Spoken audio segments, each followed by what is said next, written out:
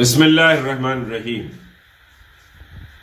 جیسا کہ آپ جانتے ہیں کہ 24 یعنی کل بروز اتوار 2 بجے دن سیکریٹریٹ مساجد کی زمین پر سجدہ کرنے کا کال جوائنٹ ایکشن کمیٹی نے دیا ہے، اور اس کال پر ساری ریاست تلنگانہ میں اور بالخصوص شہر حیدرآباد میں نوجوانوں، بوڑھوں اور سمجھیے کہ سبھی واک آف لائف کے افراد مسلمانوں میں جوش و خروش پایا جاتا ہے۔ جو اطلاعات آپ کو اس پریس کانفرنس سے پہلے سمجھیے کہ ملی، اور بہت سے لوگوں نے جو بات کہی ہے میرے سامنے کہ عوام میں بڑا جوش و خروش ہے صبح سے، بلکہ کل سے مختلف سمجھیے کہ علاقوں سے اور حتیٰ کہ بیرون حیدرآباد میں رہنے والے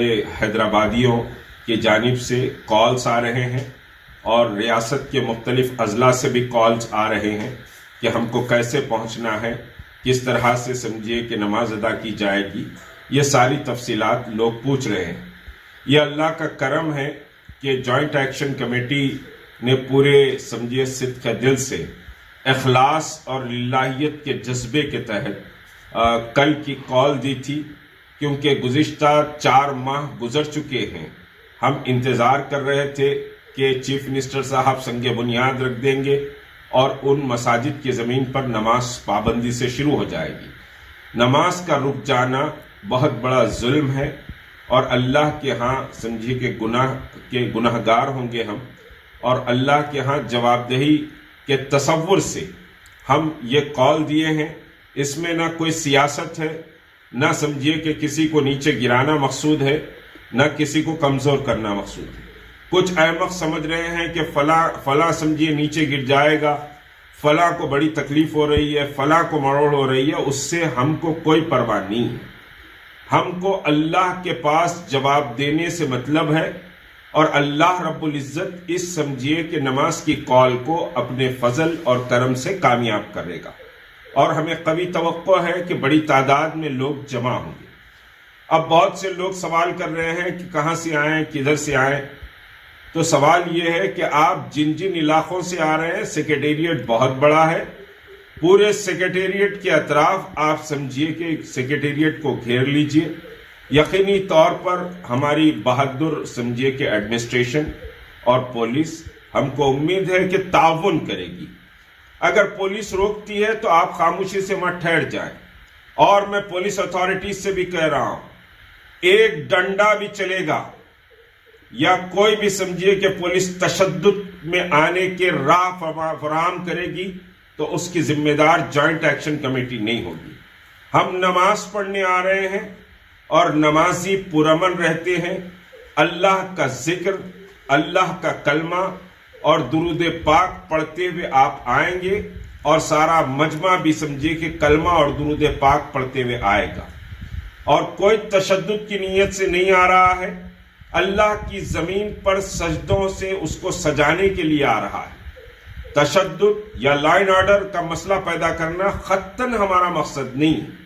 ہم اپنے حق اور انصاف کے لیے آ رہے ہیں، اس میں کسی کو تکلیف نہیں ہونی چاہیے۔ ایڈمنسٹریشن سے میری مؤدبانہ درخواست ہے کہ وہ تعاون کریں۔ اب آپ سے میری یہ درخواست ہے کہ آپ سمجھیے کہ جمع ہوں، اور آپ کو بڑا تفریقات، 2 بڑے تفریقات سیکریٹریٹ کے سامنے آگے پیچھے ملتے ہیں، ان تفریقوں پر آپ بیٹھیں، پرامن انداز سے بیٹھیں، جلد سے جلد وہاں پہنچ جائیں۔ ایسا نہیں کہ ہلو آپ 2 بجے گھر سے نکلیں گے، 2 بجے سے پہلے آپ کو سیکریٹریٹ کے احاطے کے قریب پہنچ جانا ہے، 2 بجے سے پہلے۔ اور کوئی ہلڑ بازی، کوئی نعرے بازی، یا کسی بھی مذہب کے خلاف یا کسی کے خلاف کوئی نعرے بازی نہیں ہوگی۔ آپ کی زبانوں سے لا الہ الا اللہ محمد رسول اللہ بلند ہوگا، آپ کی زبانوں سے نعرہ تکبیر بلند ہوگا، آپ کی زبانوں سے سمجھیے کہ درود پاک کے نذرانے سمجھیے کہ نکلیں گے۔ اس سے ہٹ کر کوئی نعرہ آپ کو لگانا نہیں ہے کہ مٹی میں مل جائے گا، ہم آ جائیں گے، تو آ جائے گا، یہ نعرے آپ کو لگانا نہیں ہے۔ آپ باوضو اپنے گھروں سے نکلے، کاغذ کے جانماز لے لیں یا پھر ہلکے پھلکے پلاسٹک آپ لے لیں اور سمجھیے کہ 2 بجتے ہی انشاءاللہ ہم پہنچیں گے اور وہاں پر فوری سجدہ کیا جائے گا، نماز کے لیے ہم کھڑے ہو جائیں گے۔ کوئی طاقت ہم کو سیکریٹریٹ تک پہنچنے کے لیے نہیں روک سکے گی انشاءاللہ۔ اللہ کی مدد اور اللہ کی نصرت ہمارے ساتھ ہے۔ آپ کو ڈرنے، گھبرانے، خوف زدہ ہونے یا وسوسوں کا شکار ہونے کی ضرورت نہیں۔ یاد رکھیے کہ ساری طاقتوں سے اوپر، ساری قوتوں سے اوپر، ساری کامیابیوں کا دینے والا اللہ ہے، اور اللہ ہر نکلنے والے کے ساتھ رہے گا۔ اللہ نے فرمایا 1 قدم تم آگے بڑھو، 10 قدم میں بڑھوں گا۔ تو اللہ تبارک و تعالیٰ کی نصرت، اللہ کی حمایت اور اللہ کے ہاں سرخرو ہونے، محمد رسول اللہ صلی اللہ علیہ وسلم کی شفاعت ہم کو حاصل ہونے کے جذبے کے تحت ہم کل نکلیں۔ یہ آپ کے ایمان کا، آپ کے سمجھیے کہ دینی حمیت کا، آپ کی غیرت کا یہ بڑا امتحان ہے۔ لوگ سمجھیے کہ 2-2 لاکھ والنٹیئرز آج رام جنم بھومی کا چندہ جمع کرنے ریاست میں ٹکڑیوں کی شکل میں اور بھگوا جھنڈے لے کر نکل رہے ہیں، تو مسلمان نماز کے لیے نہ نکلے یہ ممکن نہیں ہے۔ مسلمان نماز کے لیے نکلے گا، کوئی طاقت اس کو روک نہیں سکتی، اور انشاءاللہ یہ احتجاج ہمارا کامیاب رہے گا۔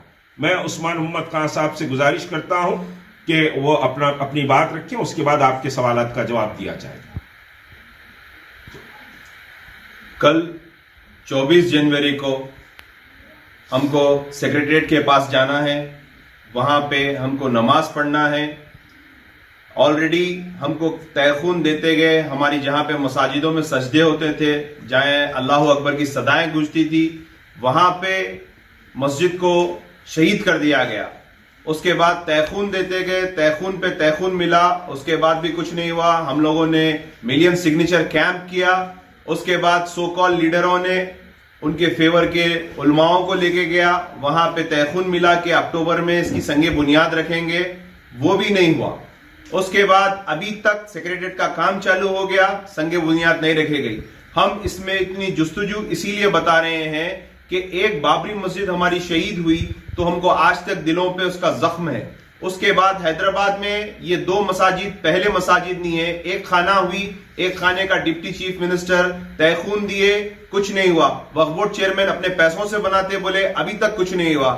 اس کے بعد سیکریٹریٹ کے 2 مساجد، اس کے بعد ایک ازلاؤں میں ایک مسجد، ہنم گنڈے میں ایک مسجد، اس کے بعد آپ کے عاشور خانے، اس کے بعد ونستلی پورم پہ ایک مسجد، اس کے بعد بلا گڑے میں بالاپور میں ایک مسجد، ایسے درگم چیرو کے پاس کی مساجد کا ٹارگٹ بنا کے رکھے۔ تو ایسے کئی چیزیں ہیں، ہم خاموش بیٹھ جا رہے ہیں، شہید ہوئے بعد ہم منانے کی توقع رکھ رہے ہیں۔ اگر ہم ہمارے مساجدوں کی حفاظت نہیں کریں گے تو ہمارے پاس وہی ایک مساجد ہوتی ہے جہاں سے ہم اللہ کو راضی کر سکتے ہیں، اللہ کو اپنی بات منوا سکتے ہیں، اللہ سبحانہ و تعالیٰ سے گڑ گڑا کر ان کو راضی کر سکتے ہیں۔ اگر ہم مساجدوں کی حفاظت نہیں کریں گے تو ہم کہاں سے نئے مساجد بنائیں گے؟ جو ہمارے اضلاعوں نے، آبا و اجداد نے ہم کو چھوڑ کے گیا ہے، ہم اس کی حفاظت نہیں کر سکیں گے۔ یہ ہندوستان ہے، یہ سیکولرزم کا ہندوستان ہے۔ یہاں پہ نظام بھی، میر عثمان علی خان بہادر بھی ہائی کورٹ بنائے تھے، وہاں پہ توسیع کے دوران ایک مندر جو آج بھی موجود ہے وہ ہمارے سیکولرزم کی نشانی ہے۔ اس مندر کو انجینئر نے پلان لایا تھا کہ آپ کوئی بڑی جگہ دے دیجئے اور اس کو تعمیر کر دیجئے، یہ ندی کے پاس ہمارا ہائی کورٹ بن جائے گا۔ میر عثمان علی خان مرحوم نے یہ کہا تھا کہ میں عدل و انصاف کے عدالت عالیہ یہاں پہ بنا رہا ہوں، اور میں نہیں چاہوں گا کہ ایسی ناانصافی ہو۔ یہ مندر یہاں پہ رہیں گا اور یہ مندر گواہی دے گا کہ عثمان علی خان بہادر ایک سیکولر بادشاہ تھا اور یہ مندروں کو، مسجدوں کو ایک ہی نظر سے دیکھتا تھا۔ مگر آج ہمارے چیف منسٹر صاحب مسجد کو سیکریٹریٹ کے صرف ڈمپ گرنے سے ڈیمیج ہوئی بولے، وہ جھوٹ ثابت ہو گیا، بن رہی بولے وہ جھوٹ ثابت ہو گیا۔ وہاں کے لوکیشن پہ کوئی علماء دین کو نہیں جانے دیے، کوئی لیڈران کو نہیں جانے دیے، کوئی ذمہ داران کو نہیں جانے دیے، نہ آج تک وہاں پہ نماز ہوئی۔ آپ خود سوچئے، حیدرآباد میں جو مساجد میں سجدے ہوتے تھے، اس مساجد کو 7 مہینے سے آپ غیر آباد کر دیے اور اس کو آپ مٹا دیے۔ آپ اپنی سہولت کے حساب سے ایک مسجد بنا دیں گے، کہیں بھی عالیشان بنائیں گے۔ عالیشان مسجد کی ضرورت نہیں ہوتی، مسجد مسجد ہی ہوتی ہے، چاہے وہ 100 گز پہ ہو، چاہے وہ 100 ایکڑ پہ ہو۔ لہٰذا ہم عوام سے اپیل کرتے ہیں کہ آپ لوگ، نوجوانوں سے بھی میں اپیل کرتا ہوں، مشتاق ملک صاحب ایک زمانے سے قوم کی مدد کر رہے ہیں، قوم کے لیے کام کر رہے ہیں، میں ان کے ساتھ اسی لیے جڑا ہوا ہوں کل کے میں بھی اپنی قوم کے لیے کچھ کر سکوں، کل کے میں بھی اپنی نسلوں کو بول سکوں کہ واقعی میں اپنی قوم کے لیے کھڑا تھا، اپنے ملک کے لیے کھڑا تھا، ہر وہ چیز کے لیے میں کھڑا تھا جس کے لیے ہندوستان کو ضرورت تھی۔